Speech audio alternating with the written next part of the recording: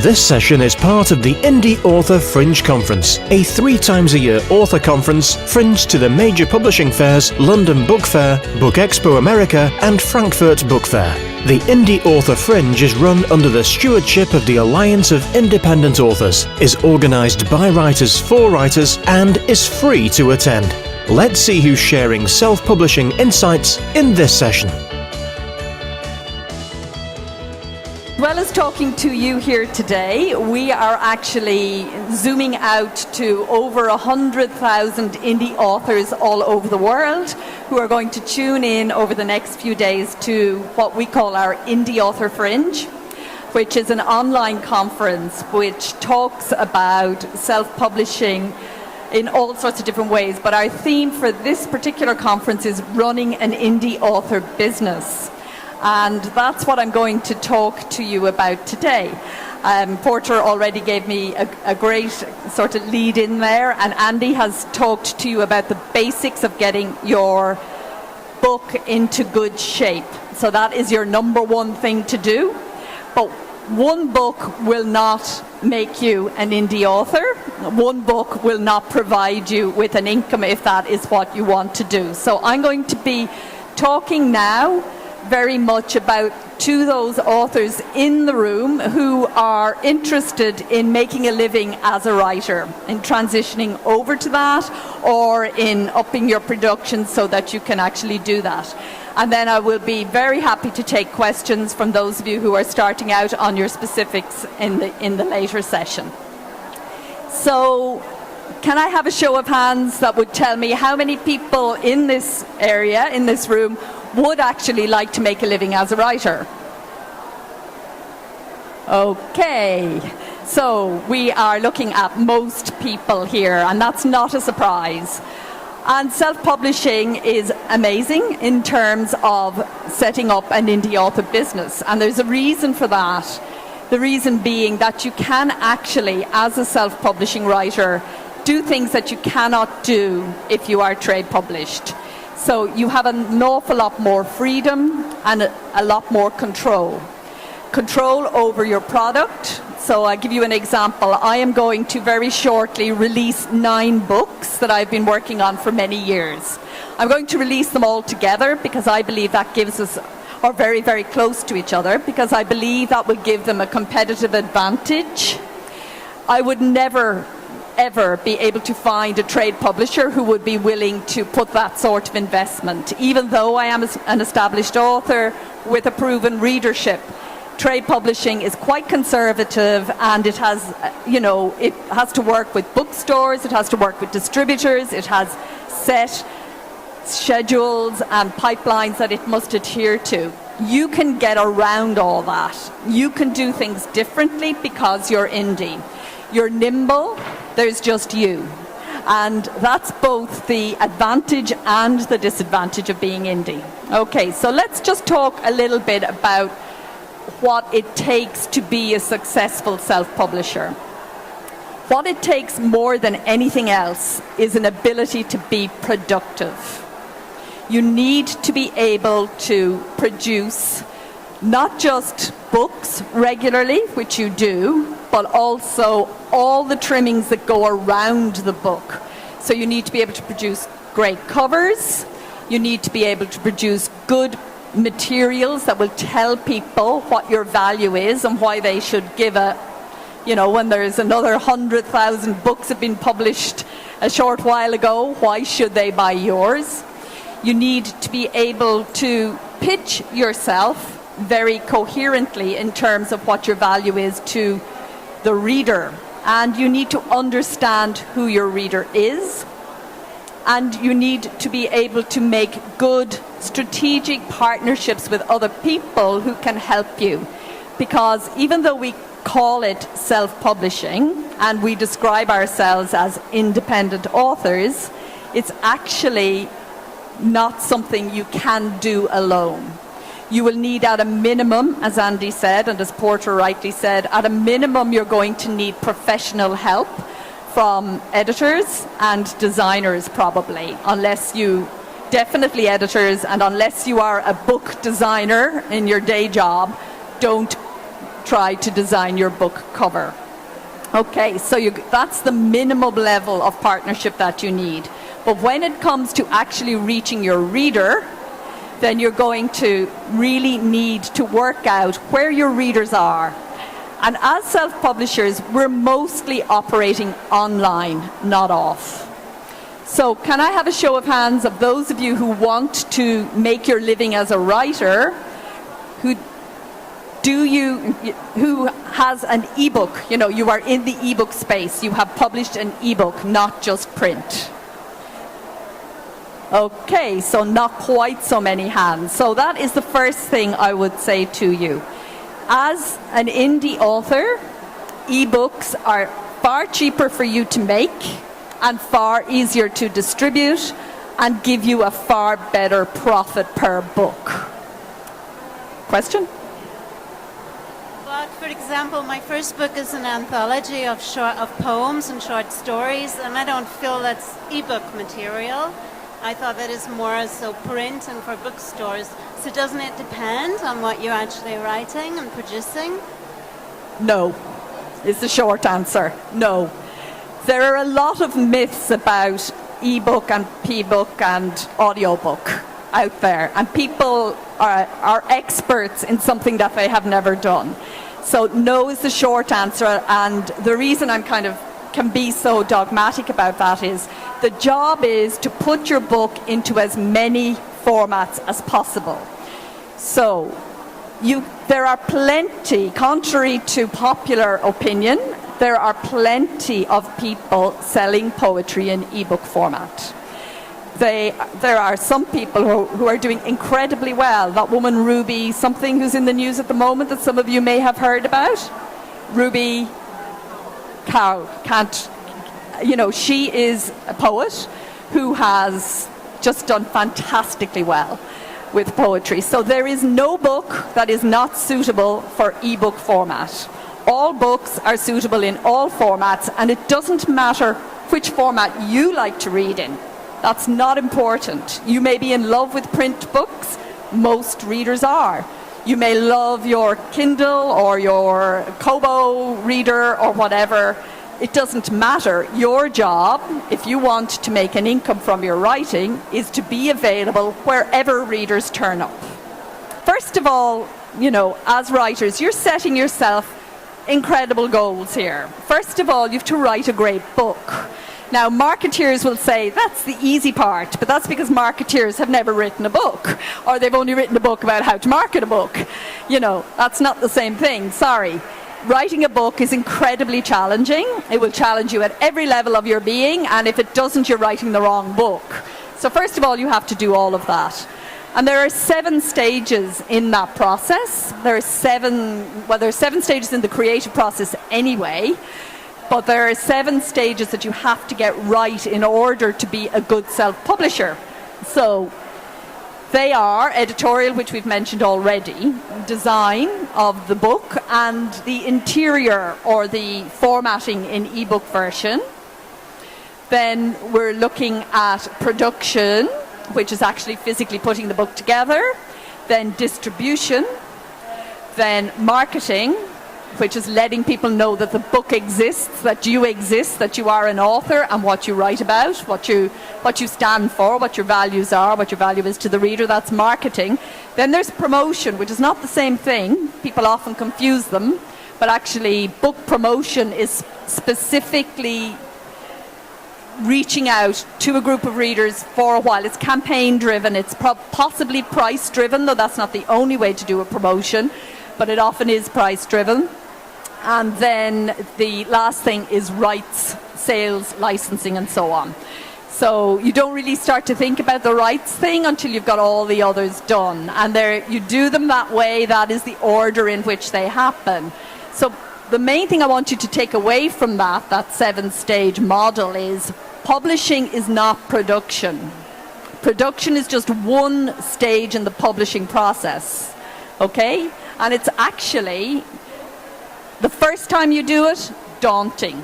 Okay, there's a lot of tech and you need to, kind of get in there and understand certain things about ebook formatting and print book, layout and ISBNs and all that sort of stuff.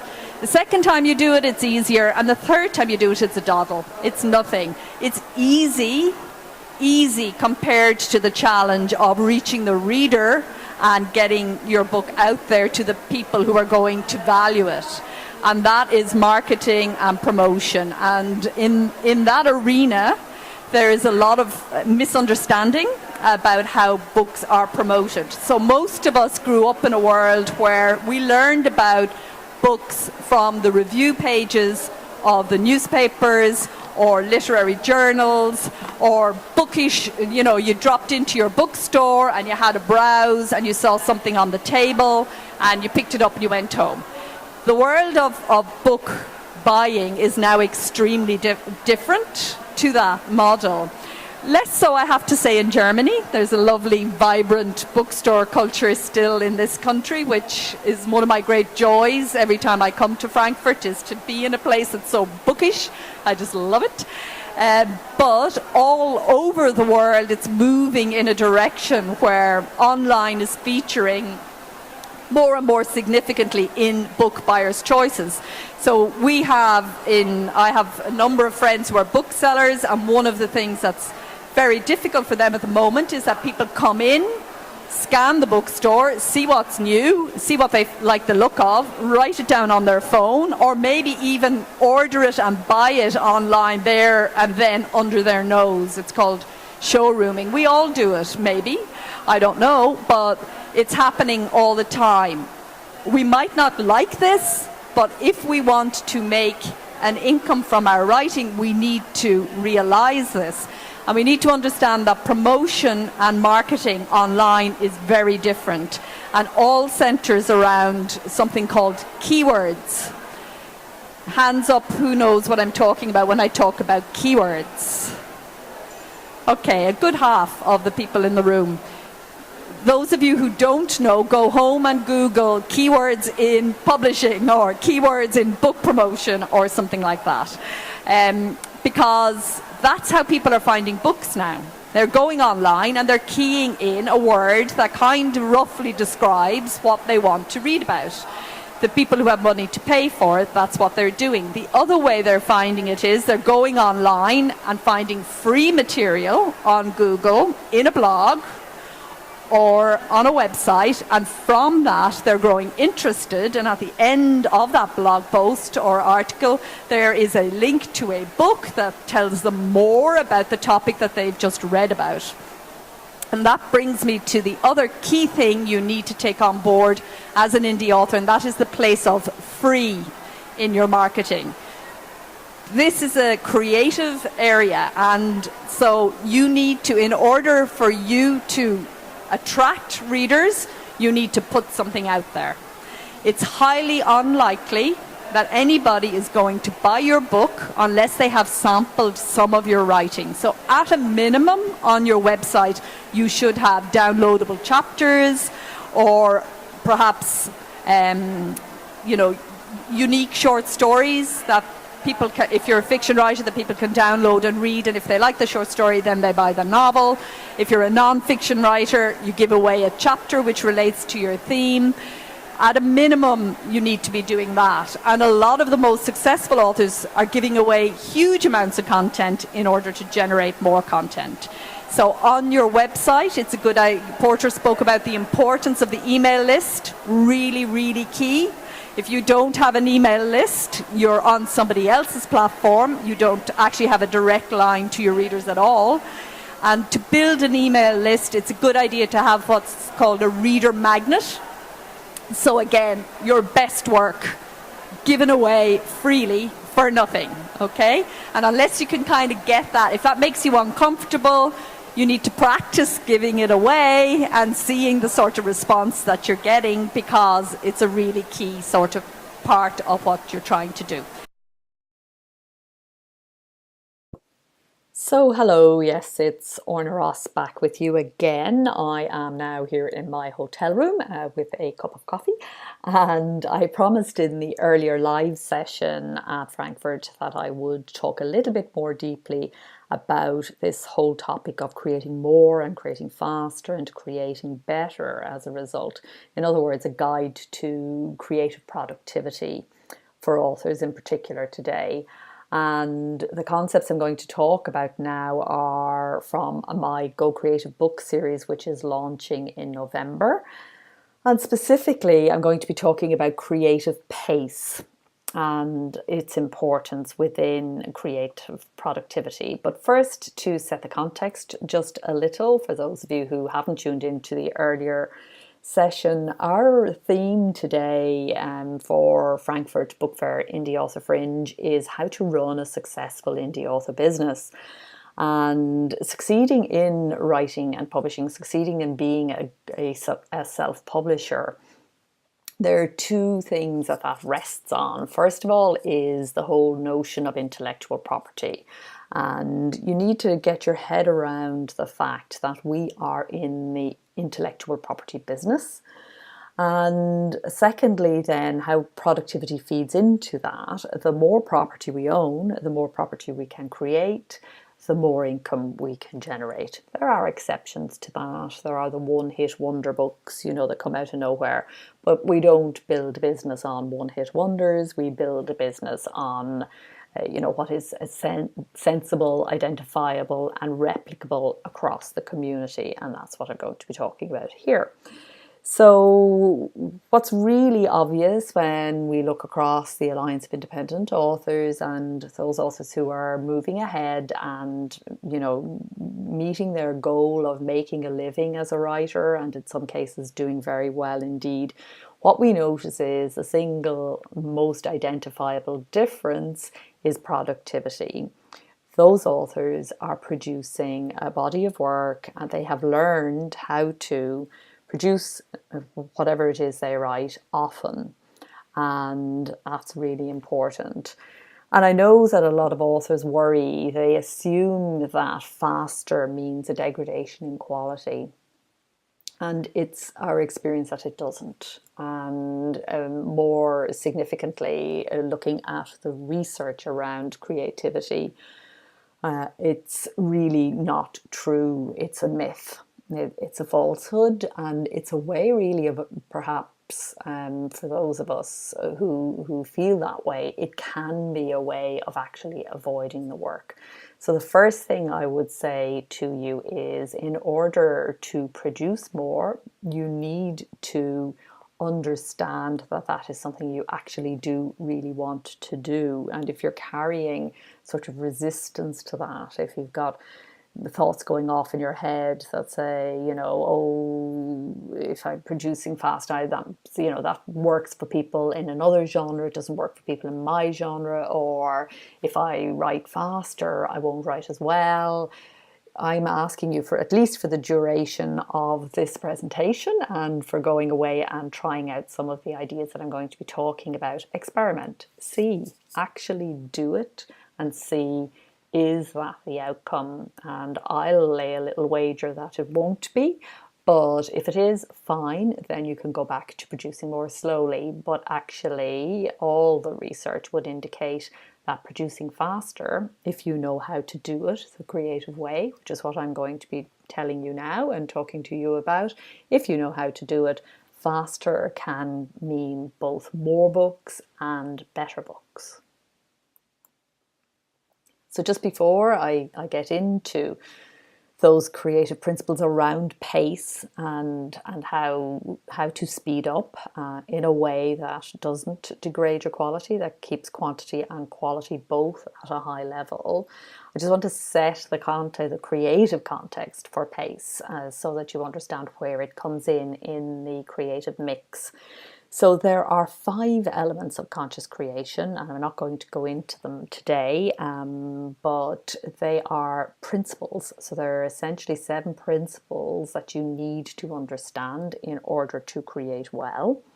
There is perspective. You need to switch into a creative perspective. We've all been raised in conventional schooling, conventional workplaces, which are steering us always in the direction of thinking in a certain way. And very often taking a creative perspective means unlearning some of that learning that has been yours up to now.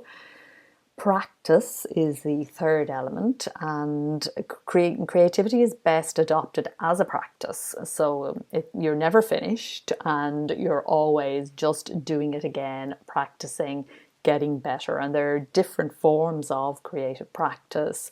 And again, we won't have time to look at this more closely today, but an understanding of practice is very core to understanding what you're doing as a conscious creator. The fourth element then is the process itself. And this is a 7-stage process. There is the creative process, and it's very clear and identifiable. We think of creativity as being very nebulous and vague and spontaneous and impossible to classify and pin down. And in some ways that is true. And in other ways, it is also true that there are very identifiable stages in the process. And if we understand which stage we're in, we can actually work much faster with much more ease and grace than if we're hopping about all over the place, don't know what stage we're in, don't even know that there are stages. So knowing and understanding of the creative process is extremely helpful. And the other dimension of process, of course, that's really key and important is your own process. You will have your way of doing things, some of which you will have learned by getting good creative habits, others which you may want to let go. And improving your own process and using tools and techniques and different ways of doing things is something that all creatives need to do. And if you want to increase your productivity and your pace, then looking at your own process and how you can improve it and how you can draw in other things to help you to help your process to be clearer and cleaner and simpler and more reliable, then that is something you could do. And the fifth element is pace, and I'll be talking about that very shortly because that is our topic today. I want to also mention that once you have those 5 elements in place, once you understand those, and all of this I go into in detail in the first book in my series, Go Creative, It's Your Native State. It talks about these 5 elements. The other thing is the other aspect of successful, productive, becoming a successful indie author is you must learn how to pitch your products. You must learn how to identify your own value and be able to convey that to other people, notably your readers, but other people as well, potential partners. And that's the other key element to success as an indie, raising your profile by publicizing your books and pitching them, if you like, out to all sorts of others from, newspapers, other blogs, podcasts, whomever, and partners. Making strategic partners with people who can help your book to reach a wider audience. So there on that slide, essentially, once you master all these elements, success is yours. So let's look more closely then at one element, and that element is the pace. So there are 3 aspects to speeding up your productivity, and they are passion, preparation, and pace. And so I'm going to look first of all at passion, and there are again 2 dimensions to passion. There's your passion for the work overall, the work that you're doing. So you have chosen something, you've chosen to bring books into the world that you feel passionate about. So there's a movement afoot in the indie world which talks a lot about, writing to market and pleasing the reader. And that is, of course, something that you have to do. If you want to sell books, you're going to have to write books that people want to read. And so if you're talking about creating a successful indie author business, then you can't approach the writing of your books as you would if you were just writing for your own pleasure. It's a completely different thing. Having said that, however, it's a middle way thing. If you're trying to just write to market, if you are, just responding to whatever you think other people are looking for, testing that and, dropping it if you see that people don't really want it, chasing the market, in other words, there is a danger in that creatively, and there is a balance. You need to have, I believe, to sustain a long-term career, I believe, and it is my observation, to sustain a long-term career as a writer, you need to also be passionate about the kind of writing that you're doing, the kind of genre you're choosing to write in, the kind of books you're choosing to write, and the way in which you're choosing to write them. So that's really an important element of passion in the overall scheme of things. And when we're looking at that overall passion in life, we also look at the mission that we're bringing to our books as a writer. So what is our value? Why are we writing? What is the deeper meaning that writing has in our lives? Why are we doing it in the first place? Why aren't we off doing something that's easier? Because let's face it, lots of things are a lot easier than trying to write for a living. What is our mission? What is inspiring us? What are we bringing to readers? What are our values that we want to spread? And so on. Understanding this and bringing those two together, mission and passion, I call mashin. It's a kind of a mashup of passion and mission. Understanding that is really key. It's a key stage in becoming a writer, and something that you really need to look at. But passion is also today's writing or tomorrow's writing.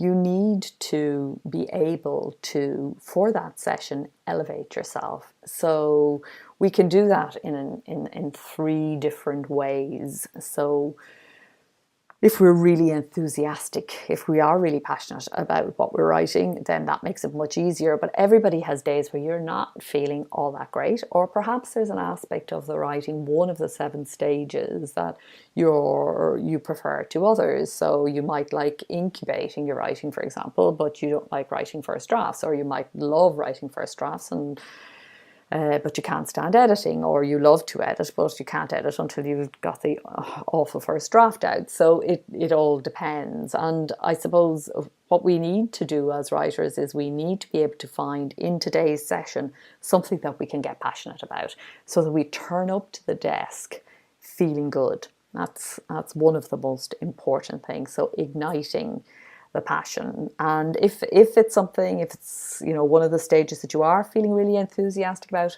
fantastic, go for it.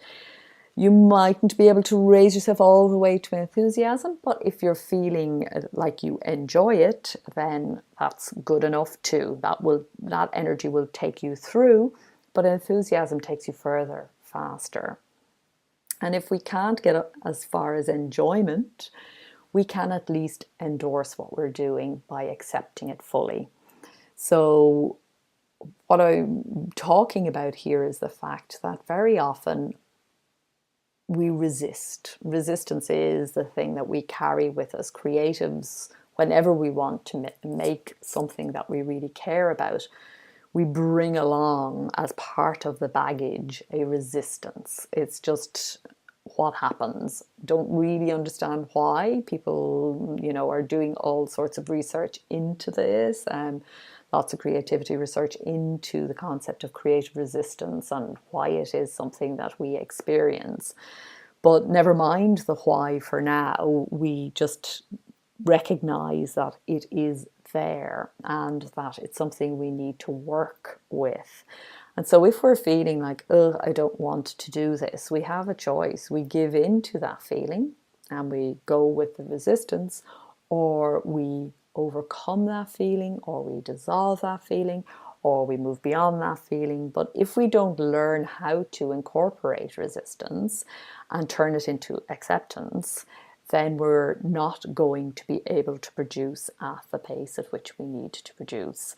And therefore, an understanding of our own creative resistance patterns and what melts them for us. So for me, it's sustaining practices like meditation and yoga and going for a run. These things are what I need to do whenever I'm feeling resistance coming in, or also as a regular sort of underlying ritual and routine that stops resistance from being so strong that it derails. And so you need to find yours. And that then, all of that together, that endorsement, enjoyment, enthusiasm, those three things together at the level of the working life and at the level of the working session of the day, that makes up passion. The second thing you need to think about when you're thinking about productivity is preparation. And preparation, again, has three dimensions to it. So the first one is preparing yourself for the work that needs to be done, and talking quite a bit about that. That feeds into passion, obviously, and mission, and all of that feed into preparing yourself as a writer, so that when you turn up at the desk, you know why you're there, at the cosmic, deep and meaningful sense, but you also know what you have to do for the session. And this really makes all the difference. You prepare off scenes. So when it comes to writing, you just are going to write for the allocated amount of time or the allocated word count that you've put down for that session, whichever it is that you're working with. And so you prepare by doing your notes, your research, your outlining and everything else up onto that point, so that when you sit down, you know what you're doing. Now, I know that we have in the writing world the plotters and the pantsers, the people who are very plot driven and the people who are not plot driven at all, in terms of laying out. And I mean plotting in this sense, in terms of laying out what is going to be in the book. I know that we fall at different ends of that spectrum, but no one is ever a complete plotter and no one is ever a complete pantser. And preparation, I would argue strongly from observing many people over many years, the difference between somebody who's productive and somebody who is not is their ability to prepare and prepare the session, as I was saying. And also prepare your life, prepare the day. If you want to be a writer and a successful writer, there are things you're going to have to quit. There are things you're going to have to let go. If you know that, a party night leaves you unfit to write the next day, then you're going to have fewer party nights. If you only have 2 hours in the evening to write, then you're probably going to have to let go of a TV habit, and so on. So preparing your days, preparing your life so that you are doing what you most want to do, which is to get this book written, get more books written. That is preparation. And then finally, we're talking about that all-important pace. And many people think pace means just going faster, and it does sometimes as part of it, but it's not the whole story.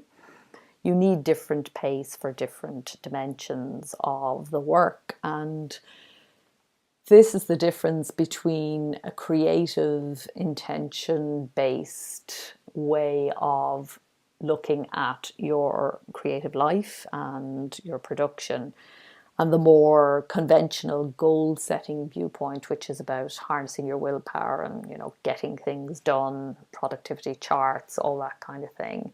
What we're looking at here is a recognition that it is not just the work we do in the session that produces the work, but it is also the rest that we do between sessions and the play that we do also. Work, rest and play are key to creative production, and creatives and creativists understand that very well. So we understand that just working ourselves flat out, sooner or later you dry up the creative well, and also you cease, the passion goes out of it and the fun goes out of it, and it's no longer a creative pursuit. And we didn't go into writing books so we could just end up feeling as stressed and as stretched as the average corporate slave. So the key to not allowing that to happen to you is to understand that rest is as core to production as work, and play is as core to production as work. So rest and play are not time off your work, they are your work. They're not time away from the process, they are actually the process itself. And so you need to have play practices and rest practices in place as well as your work practice. And when it comes to pace, the idea is that you work fast when you're in your work mode, you rest slow and you play allegro. Allegro is an Italian musical term which means kind of cheerful and bouncy along. So a nice kind of in-between pace, something between going flat out and resting, downtime where you're chilling out. So thinking about the work in that way then is really, really important. Understanding that triangulation of work, rest and play, and making sure that you have allocated time in your week and in your day to rest and play as well as the work sessions. And it is really useful. There's been a lot of research that looks at the fact that 90-minute sessions are ideal. Our brain is ideally suited to producing at a high and a fast level for 90 minutes. And after that 90 minutes, it kind of falls away and you get diminishing returns. So you work fast for a 90-minute burst, and then you rest slow for 90 minutes if you can. Also play for 90 minutes. And I do realize that this is in a full-time working scenario. This is not going to work for everybody. But as you look at your week and as you plot it out, you need to make sure that you are getting at least a few sessions under each of those categories, and do think about the 90-minute rule. And finally, one of the most important things is that you learn, in terms of pacing, to put first things first.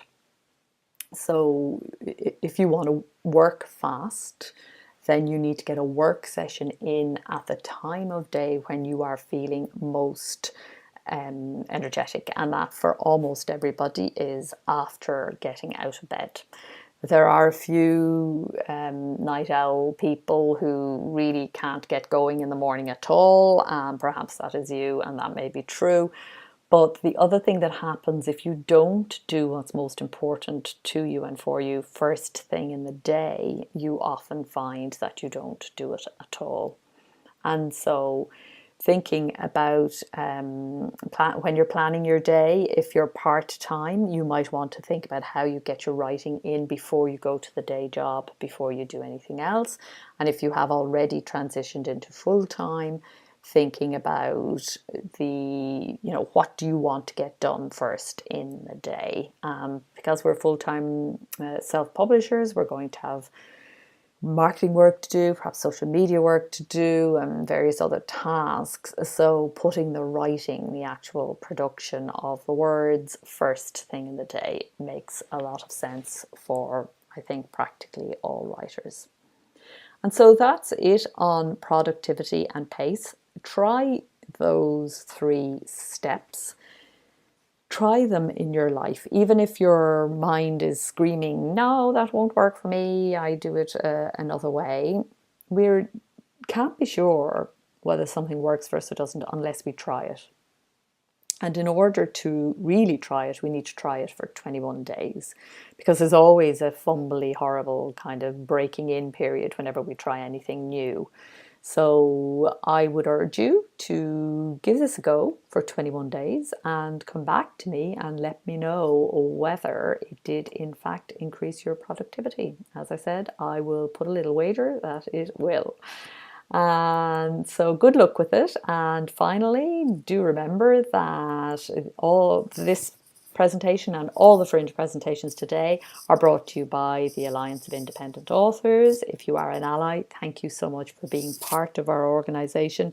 If you are not yet an ally, then perhaps you might like to think about joining us. We have 21 member benefits. Our mission is ethics and excellence in self-publishing, and you will find us at www.allianceindependentauthors.com. That's it for me for now. Enjoy the rest of the Fringe, and I'll catch up with you soon. Take care now. You've been listening to another great session brought to you by the Indie Author Fringe and the Alliance of Independent Authors, ALLi. You can find out more about both by visiting ALLi's Self-Publishing Advice Centre, www.selfpublishingadvice.org. Now, go write and publish.